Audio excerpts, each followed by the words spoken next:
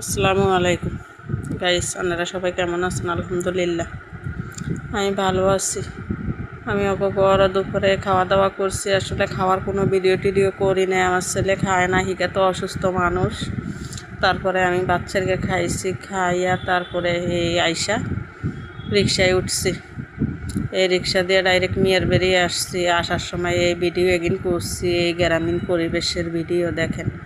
ধান ফাঁকছে, সোয়াবিন ফাঁকছে, গ্রাম বাড়িতে কলা গাছে কলা ধরিয়া রয়েছে, কোনোটার কোনো অভাব নেই। আম গাছে আম ধরিয়া রয়েছে, কি সুন্দর ধান দুই দিকে সারিবদ্ধভাবে ধান, সোয়াবিন। এই তো দেখেন সোয়াবিন লালি লালি হয়েছে, সোয়াবিনও ফাইকা আইছে। গ্রামে কোনো কিছুর অভাব নাই, কিন্তু আসলে আমরা শহরে থাইকা কিছুই গ্রামের পাই না। মানুষের নতুন নতুন বাড়ি, এত সুন্দর লাগে, বাড়িঘর করছে মানুষ, এত ভালো লাগে। গ্রামে গেলে বাতাসে পরান ঠান্ডা হয়ে যায়।